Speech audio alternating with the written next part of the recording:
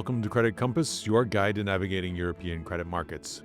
This week we are focusing on Germany. As Europe's largest economy, it is worth taking a closer look at what is happening beneath the headline numbers. GDP has now expanded for 3 consecutive quarters after several years of mediocre performance. I'll dig into what's driving that recovery and what is not. We'll also look at German pension reforms, which could provide support to European capital markets in both the near term and over the longer run.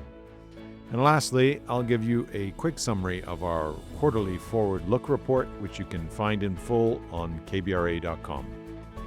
All right, let's dig in.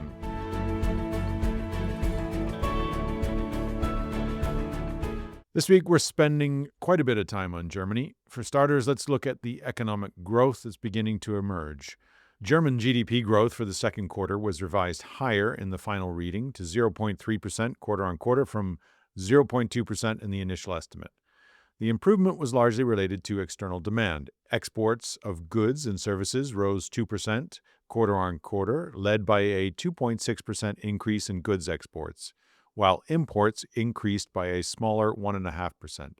Strategist, Germany's statistics agency, noted that newly available June trade data were materially stronger than assumed in the flash estimate. On a year-on-year basis, exports increased 3.7%, with particularly strong growth in chemicals, computing, electrical and optical equipment, and other transport equipment. Notably, much of that strength was concentrated within the European Union. German goods exports to the EU were considerably stronger in the first half of 2026 than a year earlier, while exports outside the EU were actually weaker. In other words, Germany has benefited from stronger goods demand within Europe and its industrial supply chains, rather than relying on a revival in US or Chinese demand. The goods driving the increase, chemicals, computing, electrical and optical equipment, and other transport equipment, are also consistent with stronger intra-European industrial and investment activity. So, could we be heading towards a broader European recovery with Germany both benefiting from it and also helping to drive it? There were also encouraging signs on the production side of the economy. Manufacturing gross value added rose 0.9% quarter-on-quarter, with chemicals and electrical equipment among the stronger sectors. Most service sectors also expanded, including information and communications, real estate, and public services. Wholesale and retail activity was also stronger than Strategist had previously estimated, and overall, gross value added increased 0.4% during the quarter. The recovery remains somewhat narrow, however. Domestic demand contributed relatively little. Private and government consumption each rose only 0.1% quarter-on-quarter, while fixed investment fell 0.2%, including a 1.4% decline in machinery and equipment investment. Construction investment was essentially flat. Consequently, the positive Q2 result still looks primarily like an export and manufacturing-led improvement rather than a broad-based domestic recovery. That is consistent with Germany's broader 2026 pattern so far. GDP expanded 0.4% in Q1 and 0.3% in Q2, but much of that strength has come from an external demand rather than consumption or private investment. So while the recovery is real, planned government spending has not yet been its major driver. Sentiment, however, is improving. The IFO Business Climate Index rose sharply to 88.8 in August from 86.7 in July, its 4th consecutive monthly improvement. Companies reported a considerably better assessment of current conditions, while expectations also strengthened and uncertainty declined. Manufacturing recorded a particularly noticeable improvement, with firms expecting production to rise over the next 3 months, although order books still remain relatively weak. Sentiment also strengthened across services, retail, and wholesale trade, while construction firms became less pessimistic about the outlook. Taken together with the GDP release, the survey suggests that the German economy is moving beyond the weaknesses seen earlier in the year, with improving exports and manufacturing activity increasingly accompanied by stronger business confidence. However, all is not perfect. Weak industrial orders, difficult conditions in transport and logistics, and higher energy prices remain important constraints on the pace of the recovery. Now, let's turn to another important development in Germany: pension reform. Germany has begun reshaping its pension system in ways that could ultimately channel more savings into capital markets, something that aligns closely with the broader European push to mobilize household savings for productive investment. Germany, like much of Europe, has a demographic problem. It is predominantly pay-as-you-go pension system faces increasing pressure from an aging population. But the country does not just have a pension problem, it also has a savings allocation challenge. German households hold substantial savings, but historically less of that money has flowed through equity and institutional capital markets than in some Northern European economies. The reforms could begin to address both of these issues. From the 1st of January 2027, Germany's reform of tax-supported private pensions introduces a new system allowing retirement savings to be invested more directly in market-based assets such as ETFs without requiring the traditional full capital guarantee. Separately, the Second Occupational Pensions Strengthening Act is already in force and aims to broaden access to occupational pensions. But it's important to distinguish those enacted measures from the next and potentially much larger stage of reform.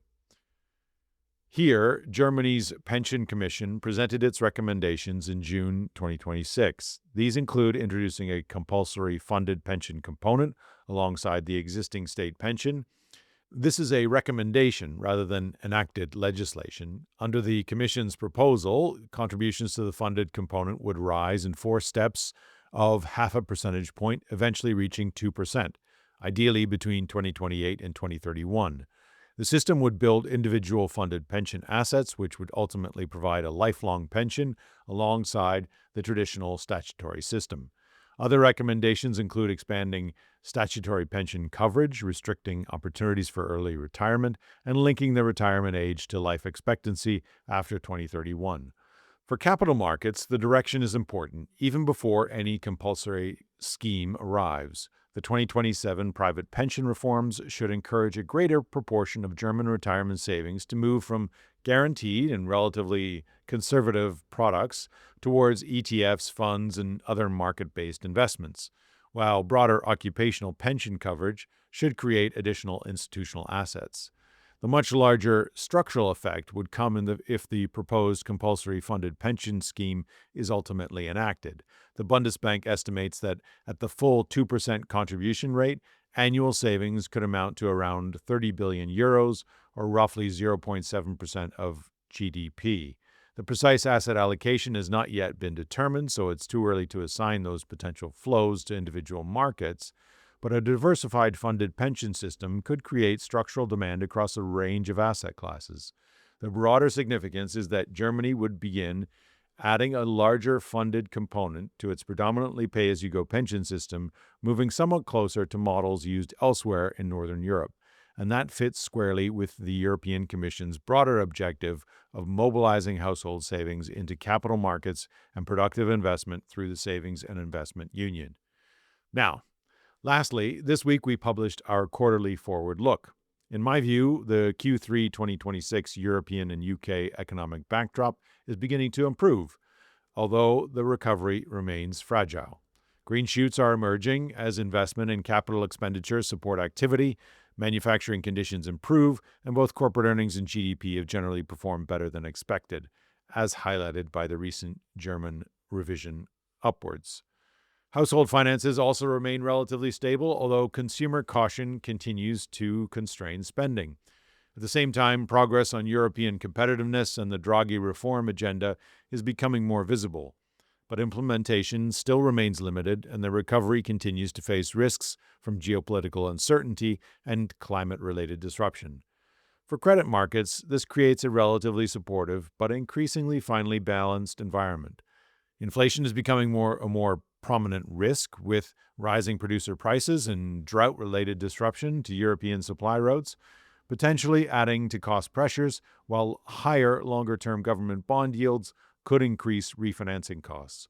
Credit spreads remain at historically tight levels, despite moving off their lows, leaving comparatively little valuation cushion should the macroeconomic outlook deteriorate. Against this backdrop, our analysis focuses on the relative resilience of shorter duration and higher quality credit, while monitoring whether improving investment, earnings and economic activity can develop into a more durable European growth cycle. Head to KBRA.com to read the European and UK report, as well as my colleague Van Hesser's US perspective. And of course, watch out for our video discussion on the topic to be published shortly.